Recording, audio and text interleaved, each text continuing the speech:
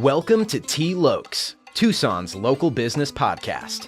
I'm your host, L. Connor McEverly, and in each episode, we embark on a journey to connect with the passionate minds behind the businesses and nonprofits that make our community thrive. Join me as I sit down with the owners, visionaries, and change makers who pour their hearts into shaping the local landscape. We explore the challenges, triumphs, and unique journeys that define Tucson's business community. From the corner coffee shop to the innovative startups and impactful nonprofits, T. Lokes is your window into the diverse stories that make our city special. Tune in and get ready to get connected.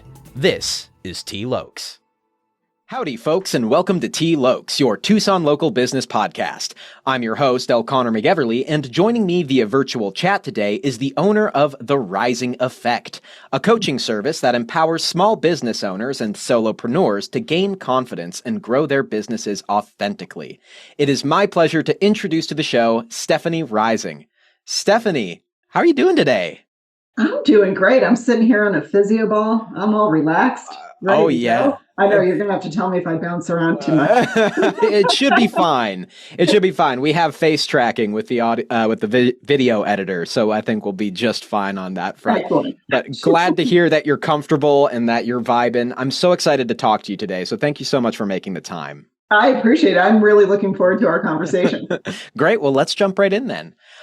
So what inspired you to establish The Rising Effect, and what is your mission? My mission is to get small business owners off their hamster wheel. I think what motivated all of this is I worked for a wonderful local company for 10 years, and they taught me so much. I wasn't sure if I wanted to go to law school. I was really tired of school. I finished at the university, got my degree, and I thought I just need a break from this. And if law is really important to me, I'll go back to it. Right. And I started working for this management company and just found that I had a knack for business. I loved the strategy. I loved competing for market share. The whole process of interviewing people and training them and mentoring them, that was very eye-opening for me, kind of all the moving parts and all the logistics and the puzzle pieces that have to get their individual TLC, but they also have to click together. All of that was really fascinating to me, and I enjoyed it. I did not like the industry, but I liked being able to constantly toggle back and forth between strategy and tactics. But I think the thing that made such an impression on me and motivated me to start my own business was how trapped people feel in their decision making and compromises that you wind up making that you really don't want to make, but you feel obligated. They're not healthy compromises. And just the overall stress, I think it just made an enormous impression on me how fundamentally unhealthy our work culture is as a country. Yeah.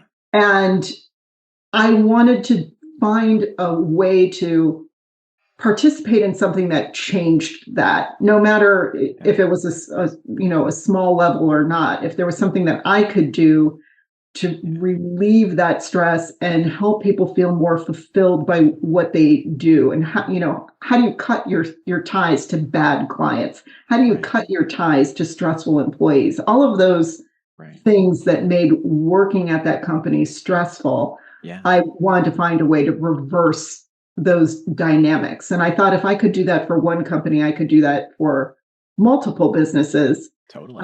Across different industries. And that was right around the time when business coaching was becoming like a profession. Right. And that's how I got started.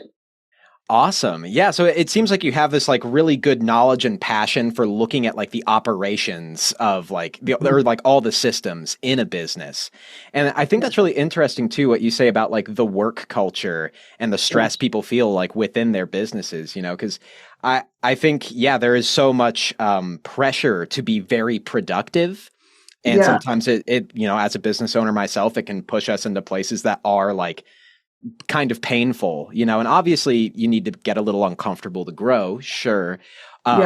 But I can totally hear and see how putting yourself into a more stress-free environment or finding your authentic drive can really help you be more productive, right? Like there are those studies of folks who have like less hours that they work in a week, and they Yeah. still get the same amount done, because it is about, feeling good about your work and driven as well. Yes, and I think that Americans have a very outdated obsession with time rather than results. Yeah. And we just have this 8 to 5, 40-hour week, 40 hours if you're lucky, Yeah. Mentality around work. And it's not the time that you put into it, it's what are you doing with that time and what results is it producing? And if the decisions that you're making are predominantly based on fear, Right. you've got the wrong system or the wrong mission. Yeah. And I witnessed so many fear-based decisions over the years. And sometimes, it's not all fear. There are practicalities, and it gets a little stickier, as you grow, as you become more complex. I mean, we were a $3 million division of a parent company. Right. We had payroll. If you let go of a large customer because they're a real pain in the butt, they may be a morale zapper, but they also provide payroll. Yeah. And so, you feel really caught in the middle after a while. Like, you want to release yourself from this unhealthy situation. At the same time, that very situation feeds 4 of your coworkers and their families. And so figuring out how to navigate that with a clearer mind and a calmer nervous system, I think is really the name of the game. And that is much easier said than done. It's really hard to navigate that all by yourself. Totally. As a solopreneur, I can totally understand that. And that feeds into another question that I have for you. Many small business owners and solopreneurs experience isolation. And how does your coaching model help alleviate this feeling and foster a sense of community? I really want people to understand that working with a coach means you don't have to do this by yourself. Yeah. I'm a solopreneur. I know what it feels like to be rattling around in my own mental sandbox, and I keep bumping against the limits of my own experience or my own knowledge. And then I have a call with my coach, and she starts asking really interesting questions. And, well, what if this? Or what if we tried that? Or if you experimented with X, Y, and Z process, how might it make things easier for you? Because I think sometimes we are very good at talking ourselves out of things before we even fully have the conversation with ourselves. Yeah. We just kind of ask a question, go, no, that won't work. Yeah. And we spend about a split second taking that into consideration. Right. And we don't really try and kind of play it all the way out and then say, well, aspects of this might not be practical, but other aspects of it are very doable. So how can I overcome the practicality issue, and how can I implement this in a way that will work for my business, for my clients, and for my sanity? Right. So I think having someone that you can talk to about those things brings that relief and that sense that you don't have to go it alone and you are not isolated. Because even business owners who have very healthy relationships with their employees, and there's a reasonable amount of transparency in the business, and it's very collaborative, and they ask for feedback and for opinions and whatnot. Yeah. If you've never had to make payroll before, there are just certain things you don't understand and certain stresses that you can't appreciate. And nobody really wants to talk about financial uncertainty or your own personal insecurities as a leader. Those moments of vulnerability are not always easy to share with employees, and sometimes it's not always appropriate to share that with employees. And so what are you going to do? Many of us are blessed with very sympathetic and supportive spouses and a great family system and wonderful friends. And that can all be true. And if none of them have been entrepreneurs before and they've never had to shoulder these kinds of responsibilities, it's just, who do you talk to? Who do you park all of this with? Yeah. Howdy, listener. This is Connor. Thank you so much for listening to our episode today. If you find these interviews enriching, one of the easiest ways you can help this show is to leave a rating and a review. If you go into your podcast player, for Apple Podcasts, if you scroll beneath all of your episodes, you'll find a spot where you can rate and review. If you just click that and add a review, that helps others find these impactful episodes and hear the valuable insights of the people who are the heartbeat of the Tucson community. So if you have a moment, please do that. It really helps the show. It really helps me out. Thank you so much for listening, and thank you so much for your support. Toodaloo. And so that's where I think people feel very isolated. So I've noticed, I'm very, very fortunate that this is my 19th year in practice. Yeah. And almost every single time I have an initial meeting with someone, it's like an unburdening. Yeah. I just have to ask a couple of questions and it just comes spilling out of them, all the stuff that they've been holding onto. And on the one hand, it's just heartbreaking that they've been holding on to all of this themselves and trying to do something with it. But then it's very exciting for me that I now know that I'm in a position to help them sort it. Totally. Yeah, that makes a ton of sense. And I mean, everything you're saying totally resonates with me. I am very blessed to have a supportive spouse. I also have my mom is an entrepreneur. I have a lovely community of people who I can talk to, but and maybe taking this to maybe a little bit more of a personal space. I know that sometimes when I talk about these things or these insecurities or these challenges, I also notice that, and maybe this is just me, but sometimes I don't feel like I'm being perhaps listened to in the right way, or perhaps, the person that I'm talking to, like my wife or like my mother, maybe they're too close to me in that way where it's when I share this information, I don't feel like I'm getting exactly what I want out of it. Or I feel like, what am I trying to say exactly? I feel like it's making sense, but I feel like I'm just babbling a little bit. No, it totally makes sense to me because they know you so well in such a different way that what you're sharing with them goes through a personal lens only, even with their best of intentions. Whereas with me,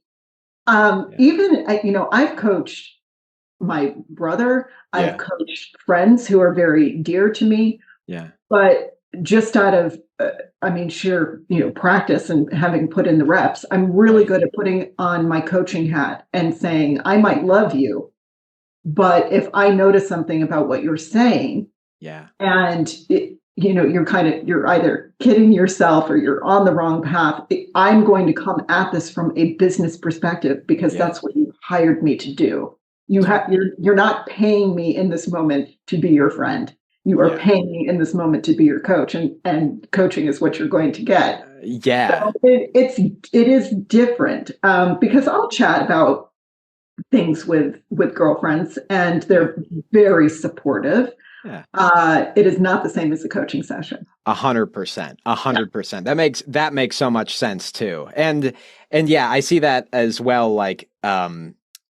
That the lens of the recipient of the coaching, those being coached, the lens being oh, you are a coach, rather than being oh, you are my wife, my brother, my mom, my sister, whoever, so that makes a lot of sense. And it's also really great that even though, these folks are so close to you, you're good at putting on your coaching hat and calling them out when they need to be called out. And as a recipient of coaching, sometimes that can be hard to take from someone who isn't a coach. You know what I mean? When you're not, it can, because it's personal. Yeah. This is the person you sit next to at Thanksgiving dinner. Do you really want to get into it with them about your spending habits or your HR foibles or, whatever might be going on, right? Exactly. It's hard. And I think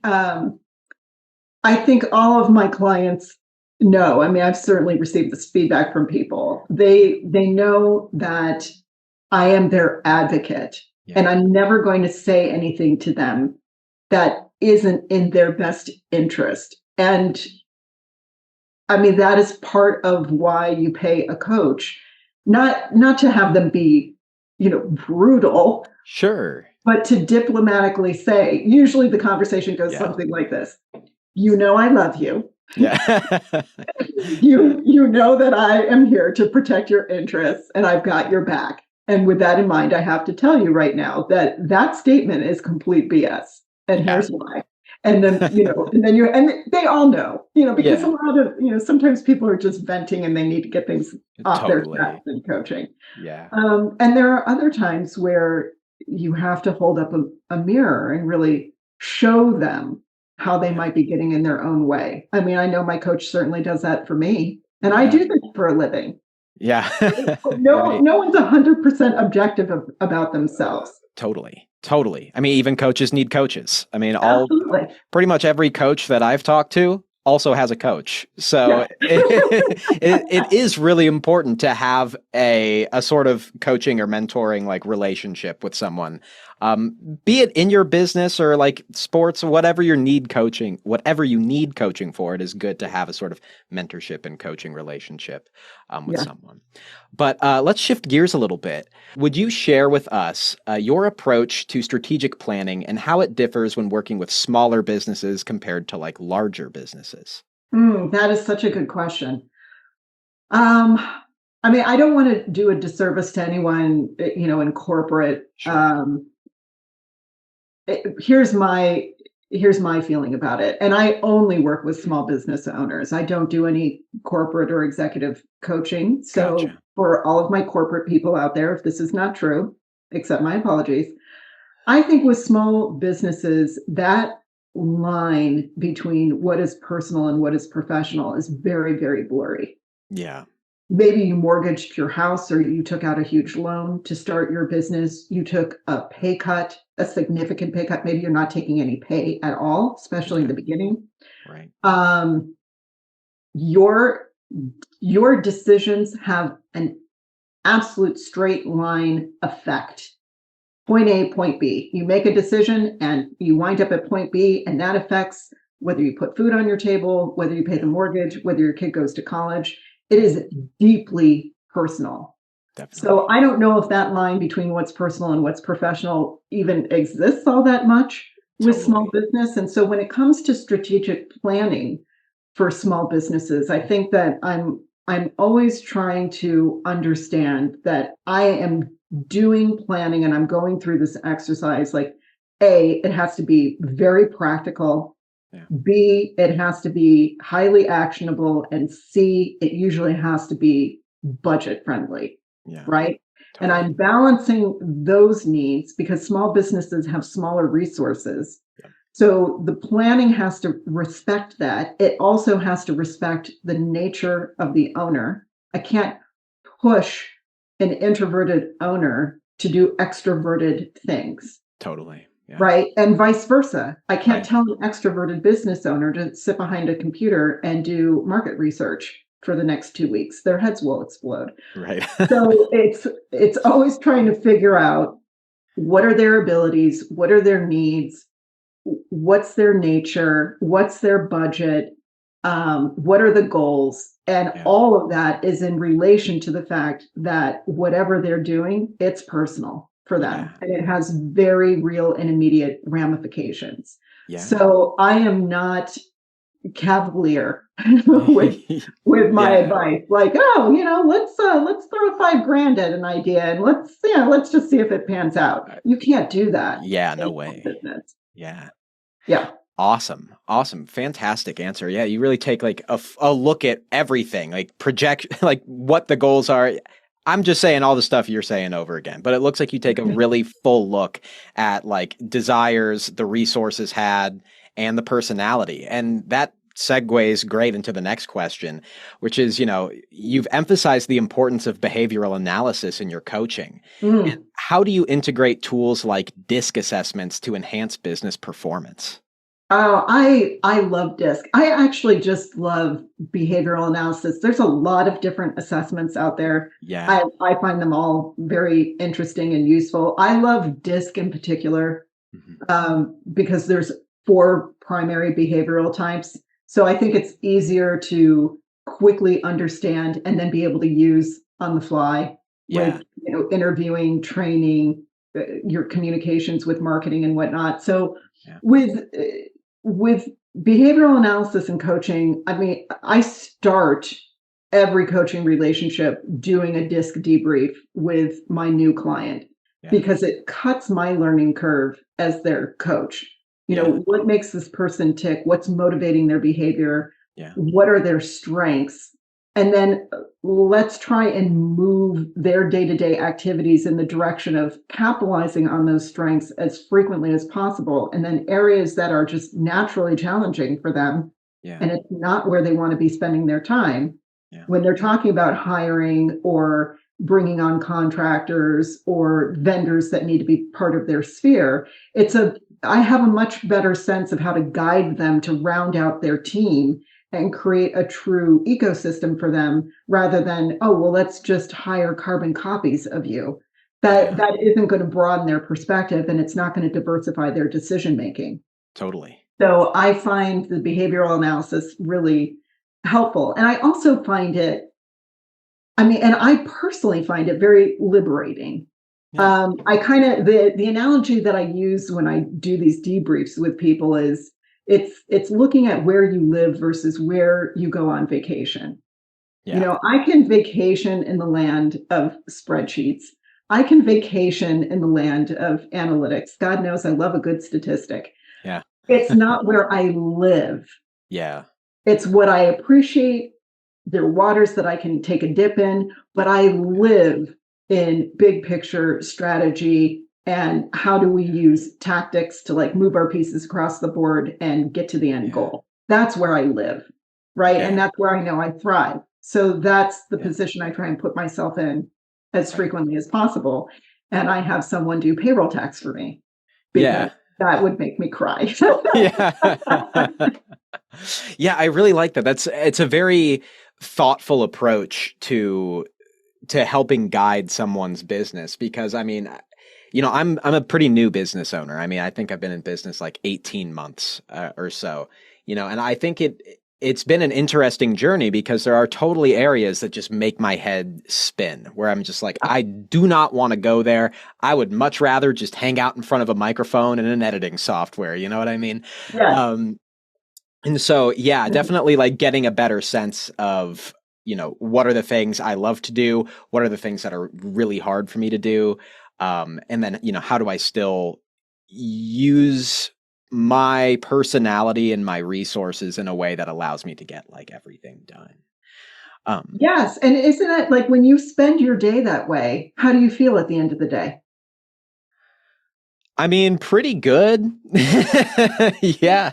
Yeah. When you're focused on the things that are your gifts, and they are things that help you earn a living, that's such a great combination.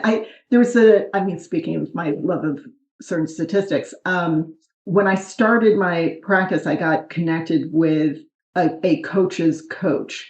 And he mentored me for the first 4 years that I was in practice. So he helped me figure out these things that I was doing very intuitively for the management company that I worked for. He helped me put a language to that.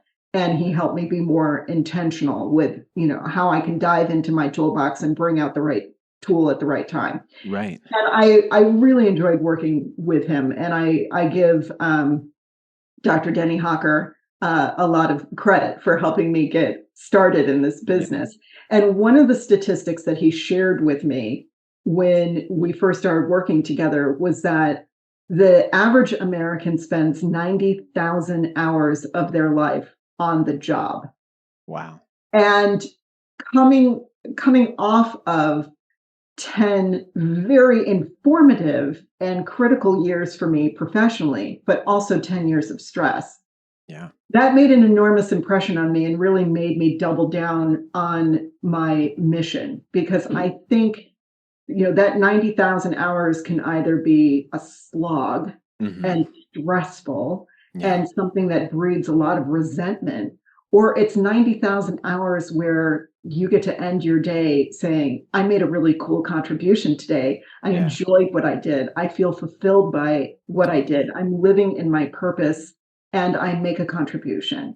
Yeah. And that is really what drives me relentlessly to help small business owners, is to help people experience that as much as possible. Because 90,000 hours is a pretty big chunk of your life. And to spend it freaking out and stressed out is just, it's heartbreaking to me. Yeah, absolutely. No one wants to spend 90,000 hours that way. That's horrible. No.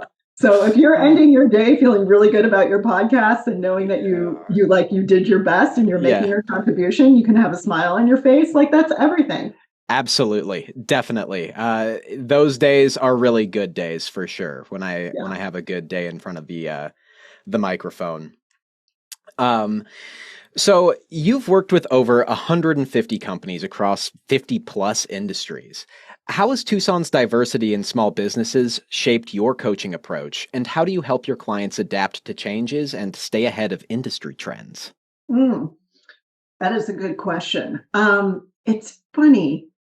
Tucson does have a lot of diversity in its small businesses. And I think the thing that is kind of the through line for me, like, I guess I think less in terms of the diversity and more in terms of the unifying factors, to be honest with you. And the unifying factor for me is that I work with service-based businesses. And so, it doesn't matter if you're in trades or you're an attorney or you're a financial planner or you're a massage therapist or, any number of businesses that I'm currently working with. Right. They are all service-based. And that means they have a lot in common, creating a fantastic client experience. Right. And gaining their own little share of the market. Tucson is the biggest small town you'll ever meet. So there's a lot of competition, not just amongst the fact that there are a lot of small businesses and there's a lot of diversity, but there's a lot of competition because, who doesn't know 6 realtors in this town? True. Right? So to be in real estate, you've got to be a tough cookie and you have to figure out how to differentiate yourself. Totally. So I guess, I'm trying to think of, I'm not trying to dodge your question about the diversity. I think for me, small businesses have so many things in common, regardless of industry. The hiring and nurturing of employees and vetting good vendors and, working with vendors who share your mission and connecting with your ideal client. And how do you do that? And how do you overcome your own fears and insecurities as a leader? And are you maximizing your tech stack? And are you leaking money? And there's just sort of like this endless list of things that apply to just about every business that I work with. And everyone is kind of at the sliding scale of their own maturity as a business. So I find the diversity in the approach and individual people's experiences and their perspectives and their communication styles. Like, I think the diversity is within the personalities of the leaders, and not necessarily kind of the nature of what drives the business itself, if that makes any sense. 100%. Yeah. And I don't think you dodged the question at all. I think that was a perfectly eloquent answer. Because I think you're totally right. Like, in terms of business, there are some, I guess, like rules in a way, or like there's some very common like structural blocks. And so you can pare away some of like the different industries and like pare away some of that diversity to see functionally like how this machine as a business like operates, so that totally makes sense. And then on top of that, like you've mentioned before, small businesses, it's a very personal endeavor for a small business owner. And so that's where a lot of that diversity comes in, is dealing with all of these different people and then, using like DISC assessment to then help guide them in a way that feels very authentic, and, make the machine of their business work really well in their own personal and unique way. Yes, Yeah. exactly. And Yeah. I think, in terms of, I think the second part to that question was, how do I help like this diversity of leaders in Yeah. their respective service-based businesses? Like, how do I help them with, trends and capitalizing on things that need to be done? Right. And I think a lot of it, what I found to be true for the majority of my clients over the years is they have a pretty good idea most of the time, like what they want to do, or Yeah. they have some kind of concept, like I think we need to aim for this, or this isn't quite right, or I see things trending in this direction with my Mhm. industry, but I'm not sure how to get there myself. Totally. What is not as much of a question for clients as how. Right. Yeah. How is a really, really big question. How is a difficult, layered, complex question, and Totally. answers to those questions can be scary because Totally. to really answer that question might take us outside of our comfort zone. Yeah. No, I can totally hear it. You hit the nail on the head with that. It's like the why. I can see that in my own experiences being like or not why, or like the what, being like, this is what I need to do. And then the question of Yeah. how, and that's where it gets all really technical. And yeah, exactly. Like then you get into the weeds for sure. Yeah, Uh, and especially if something is universally affecting business owners, yeah. I try and mobilize around that pretty quickly. Right. When we had the COVID pandemic, Yeah. and I was watching the news and I was following that very closely, and to Yeah. me, it was obvious in February that we were headed toward a shutdown. Yeah. And I knew it was gonna be a work from home situation, like, Yeah. I just kinda watched the trajectory of that, and so I put together, like, an emergency protocol for clients that said, "You need to start thinking about these things. Yeah. Your employees are gonna have to work from home. Yeah. Are you set up for that? How are you utilizing your technology? Does everyone have a printer at home? Does Right. everyone understand how to use Zoom?" Like, we take so much of this for granted now Yeah. because work from home is now a part of our culture, and Yeah. everyone's been on Zoom. And I Yeah. was very fortunate to have been coaching clients, in different parts of the country before the pandemic using Zoom. So I Yeah. was already familiar with the platform, but a lot of people had never touched it, didn't even know it existed. Yeah. And so putting a protocol together and helping my clients figure it out, like I think I gave them a 3 to 4 week runway Yeah. from the time I got that information put together, got it out to my clients, and started helping them to make the transition to when we had the official, shutdown Yeah. order. And so I felt really good about that because I I didn't want it to be so scary for Right. everyone. I wanted Yeah. them to feel like you're empowered to make decisions. You are empowered to stay close knit as a company. You are Yeah. empowered to continue doing business. It's just going to Totally. look a little differently. So let's take a deep breath and dive in and do what we need to do.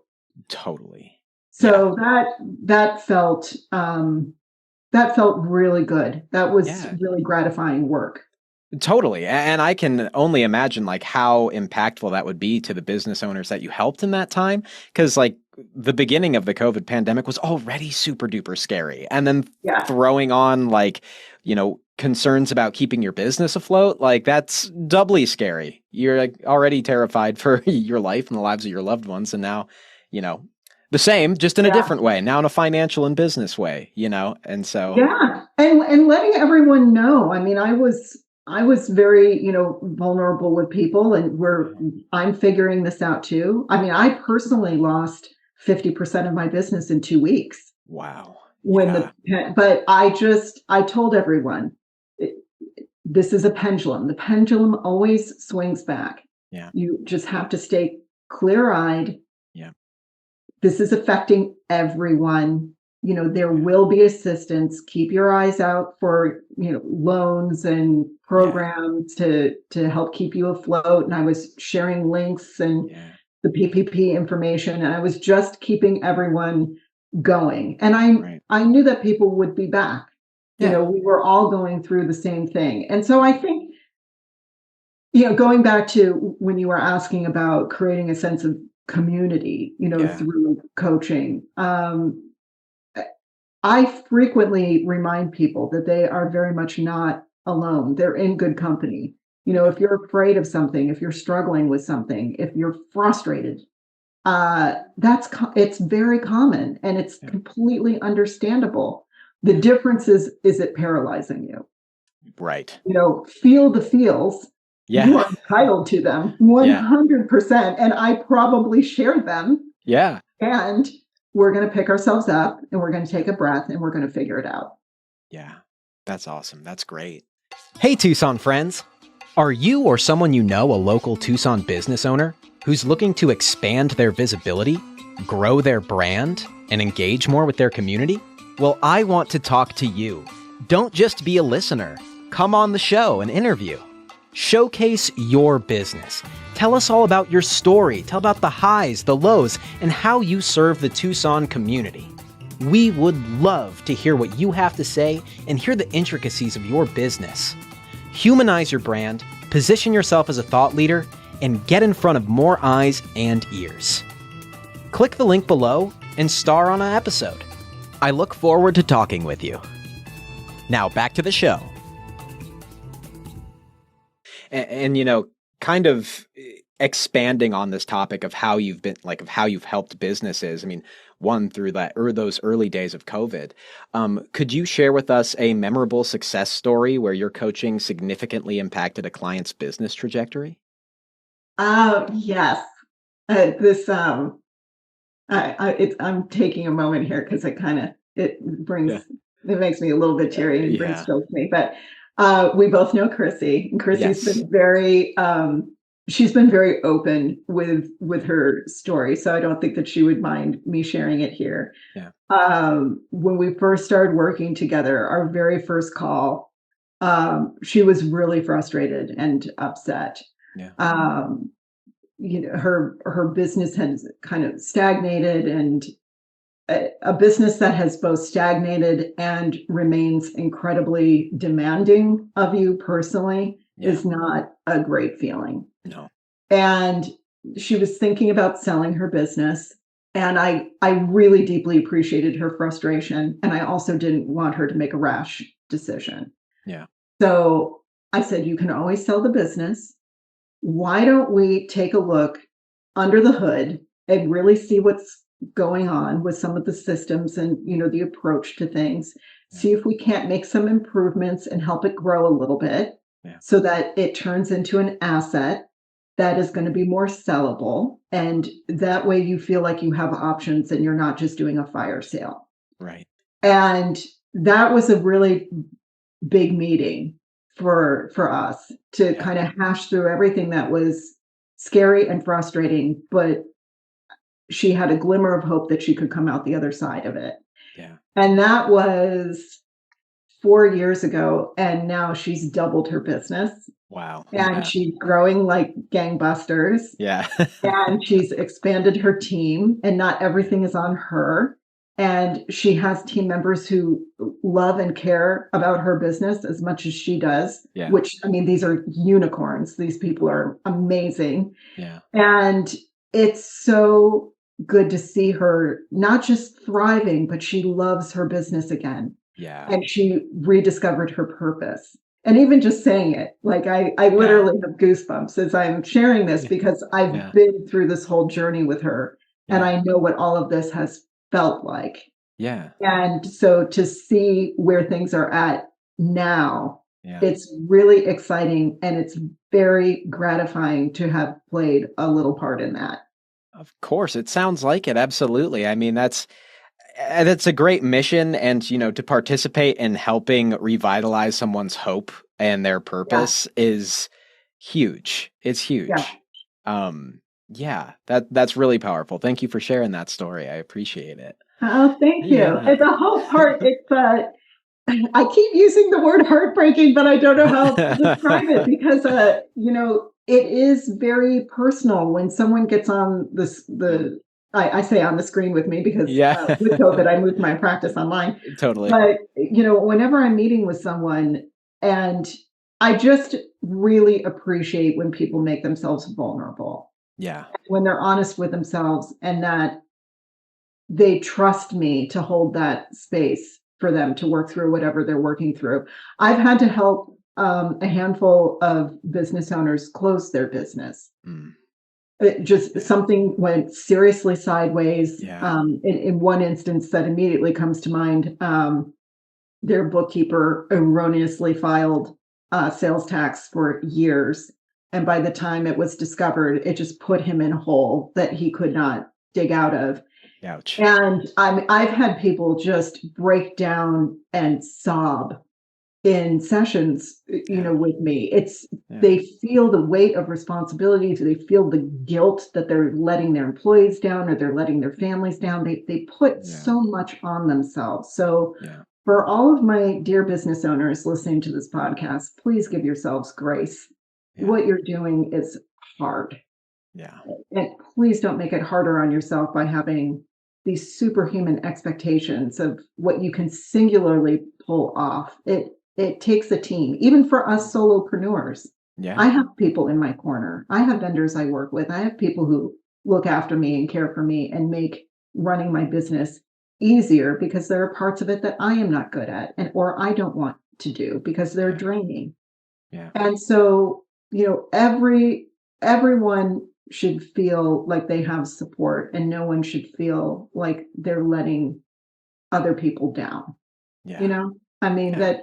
it's a tough thing to see. It's the only I love Yeah. meeting online Yeah. because it for a variety of reasons. But the one thing I don't like about meeting online is I can't hug people. Yeah.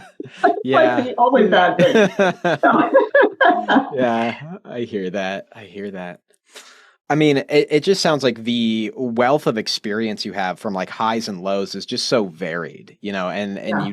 you hold a lot of care and a lot of really like unique and helpful perspectives. So people should definitely reach out.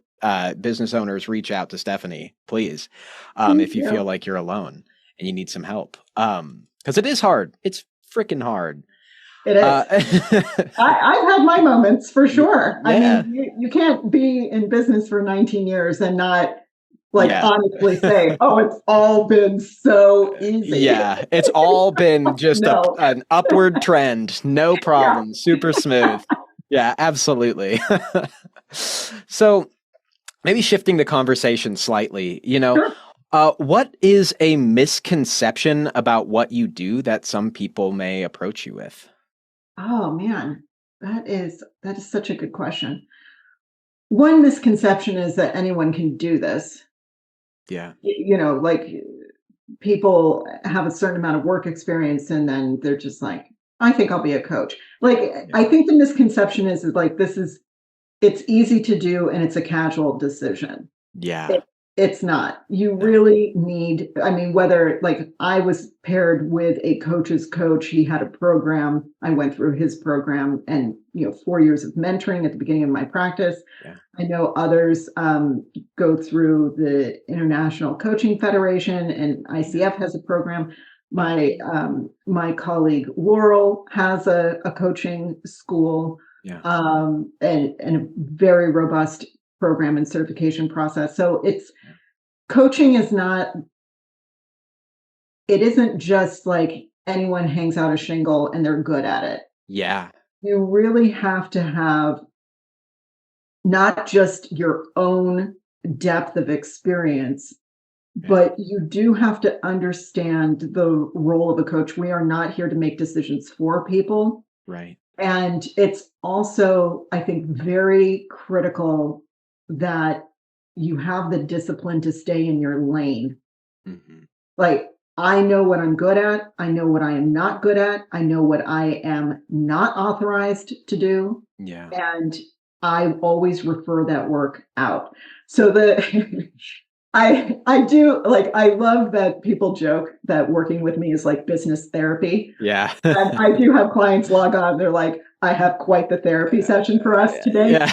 But it is business therapy. Like, I'm Yeah. here to make your business feel better, right? Totally. I am not a therapist, and if someone is genuinely struggling uh, like personal things Yeah. that keep getting in their way, I can't necessarily interrupt that pattern. Like, they Yeah. really should work with a therapist, or Right. we're starting to top out on my finance abilities. Like, Yeah. we need to bring your accountant or your financial advisor into this conversation Yeah. so that it's integrated with our efforts. So I think that, maybe misconceptions are A, it's easy, Yeah. B, anyone can do it, and Yeah. C, like, I'm just going to be some panacea for all of your problems. Yeah. And those things are not true. I think that there Yeah. are also misconceptions that people place on themselves that create barriers Yeah. to coaching. Like, people convince themselves, this is my dirty laundry and I shouldn't be sharing it with someone else. Or they Right. think that they're going to be judged, or they think that they can't afford it. Right. Or, there are a lot of stories that people tell themselves about coaching that Yeah. kind of prohibits them from asking for the help. Right. So I think the stories definitely run two ways. It's how the industry Yeah. is seen, and it's like the stories we tell ourselves to prevent ourselves from asking for help. Totally. Yeah. Totally. That makes a lot of sense. And I mean, you gave me a lot of great information. I had like 7 thoughts sprouting from that. But like it is so true. Like I've heard some people's stories about having a coach who was a little bit more like, "Oh, just do this. Just do this thing." Yeah. And they tell you what to do. They don't really get to know you. They don't really get to know your business. They just, because I think they, maybe, armchair psychologists ing Mhm. these coaches, they think it's Yeah. easy. They think Yeah. it's just check some boxes and your business will go. And I think that just emphasizes the importance of really having a coach who understands you, your personality, and like the business ecosystem that you're looking to build. Yeah. That's super important. So thank you for sharing all that as well.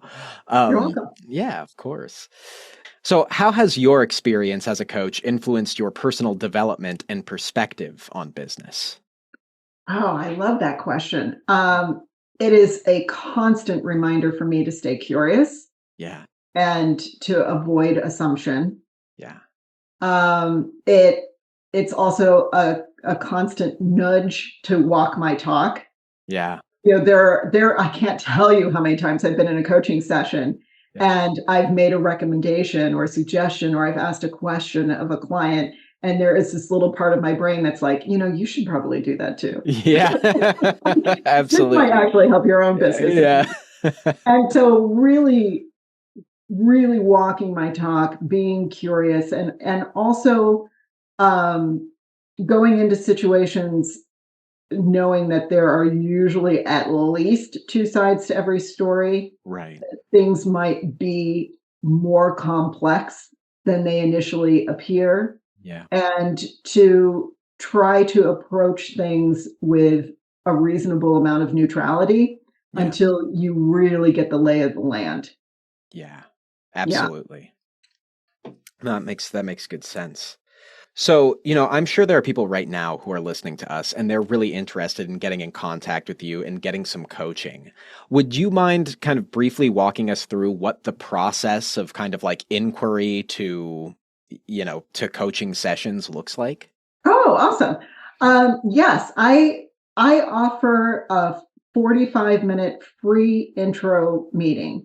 So if someone is just they're kind of feeling stuck, they want to get a sense of what it's like interacting with a coach, and Yeah. their observations, and just it's a chance to see if we're a good fit, because I'm Yeah. interviewing the client as much as they're interviewing me. Yeah. And I recently mentioned this, like, when I do an intro meeting with someone, my job isn't to make them my client.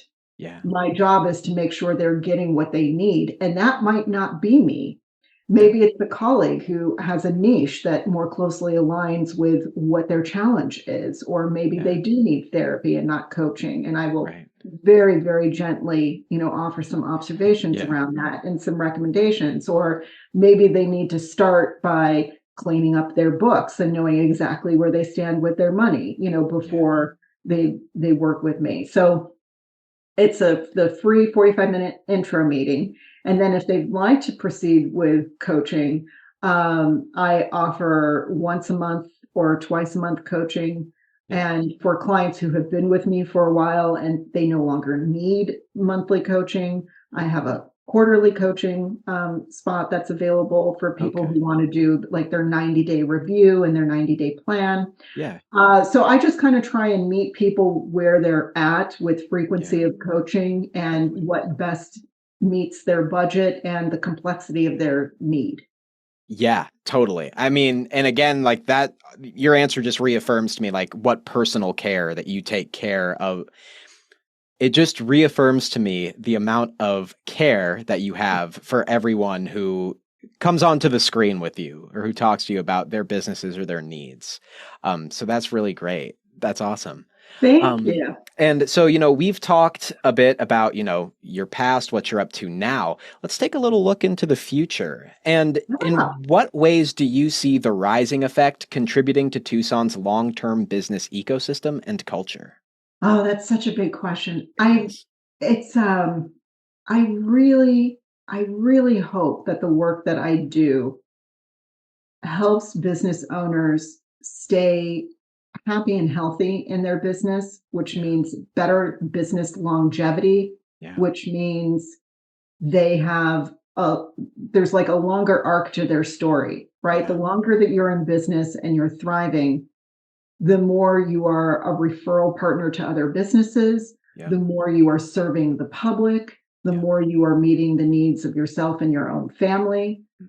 But everyone ideally wins in this situation. I mean, that's what I Yeah. really hope that the impact is. If a Yeah. business is really thriving, maybe it has employees, maybe it doesn't, but Yeah. you're certainly providing for yourself and for your family. You might Right. even be providing, income for employees and their families. Maybe you've reached a Yeah. point with your revenue where you're able to be more philanthropic and Yeah. support local nonprofits and local needs. Yeah. And then again, just your referral partnerships and your interactions with other business owners. I think that whenever we can show up as happy and healthy as we can, that is a ripple effect. That's like, Yeah. throwing a rock in the pond and all the ripples are beautiful and they Yeah. touch other people and they inspire other people. Yeah. So I hope that if I can help other businesses in our community thrive, Yeah.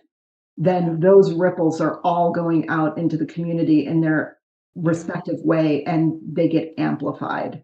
Yeah. And if I stick around and do this long enough, then I'll Yeah. create enough ripples and that will make me really deeply happy. That's a beautiful answer, Stephanie. Thank you. I, Thank I you. I think that's really great. Yeah, contributing to the longevity and you know making institutions out of people's businesses. Yes.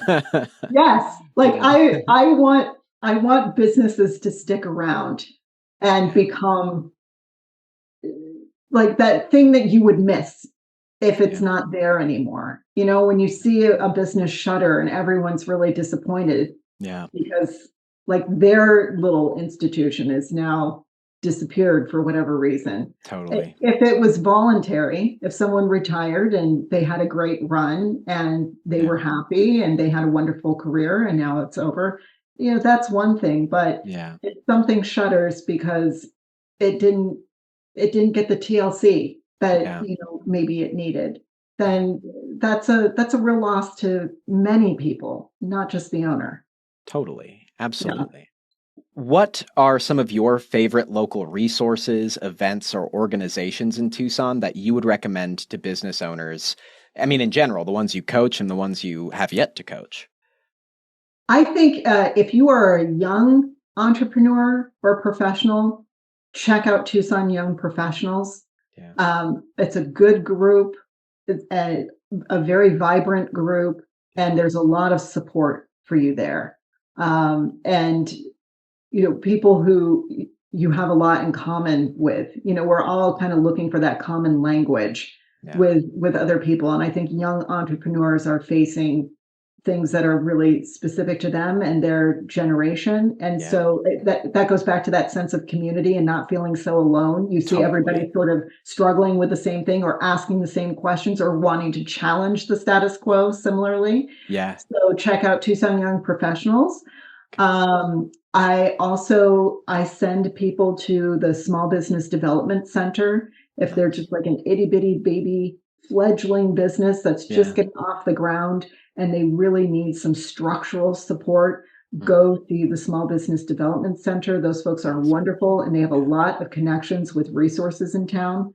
Of course, one of my favorite all-time recommendations is Business Networking International. If you have not checked out a local BNI chapter, I cannot overstate what BNI has done for my business. I joined a BNI chapter when I first started way back 100 years ago.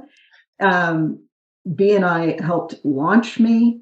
It has kept me in business through wonky economies. It helped me rapidly rebuild my business after a 100-year pandemic. I'm so blessed.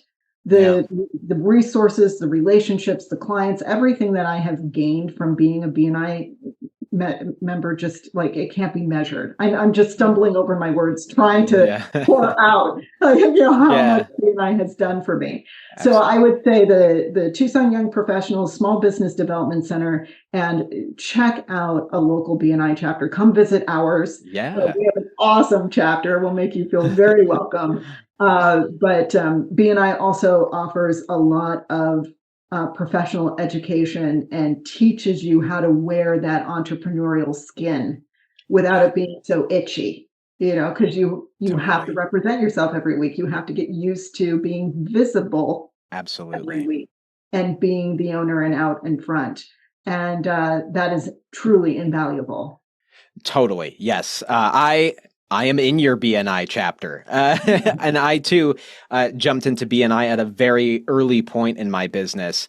And I have to agree with you. It really does a lot of good in how you present yourself and how you communicate what you do to people. And there's so many educational benefits as well. The connections are great. So folks, definitely check out BNI, check out Tucson Young Professionals. And I'm sorry, what was the other one you mentioned? The Small Business Development Center and the Better Business Bureau. We'll shout out and some love for the local BBB, because they also have, courses and information. And plus, it just shows that you are committed to being part of an ethical workplace. Totally. Yeah. Totally. And folks, there will be links in the episode notes to those organizations. So if you're interested in checking them out, just go to the episode notes and they'll be right there for you. So, Stephanie, for those who want to learn more about the Rising Effect or hear more of your insights, where can they go? They can go to therisingeffect.com. And there's a little online toolbox that I'm starting to create that's on there. And also I have a whole page of free tips on a variety of business subjects. So go to my free tips page and it's all my little YouTube videos. Nice. And you can pick the topic that speaks to you. And they're usually 4 to 5 minutes long, and you can get lots of nuggets to help you think about your business a little differently. Great. And I know that you're not doing it anymore, but I did see that your podcast is still online and available as well. Oh my goodness, yes. So if people want to go ahead and check that out, folks, all of Stephanie's links will be in the episode notes. So definitely go check those out and talk to Stephanie and hear what she has to say. Oh, thank you, Connor. I loved doing that podcast. It was a lot of fun. That definitely was a blast. I might resurrect that rather than later. You're inspiring me. I love to be an inspiration. So do you have any events coming up in the near future that people should keep an eye out for? I can't think of any events I have coming up, but I did just launch a time management webinar that is Okay. on my website. So not only can you request an appointment with me through my Yeah. website, but you can also download the time management webinar on my services page. So that is an event for me because it was Yeah. a goal of mine this year to launch my online toolbox, and that is my first tool in the toolkit. So Awesome. And I have that to offer. great. And folks, again, links in the episode notes. Please go and check it out. So, Stephanie, it has been really awesome to talk with you today. Thank you so much again for coming on the show. I really appreciate it.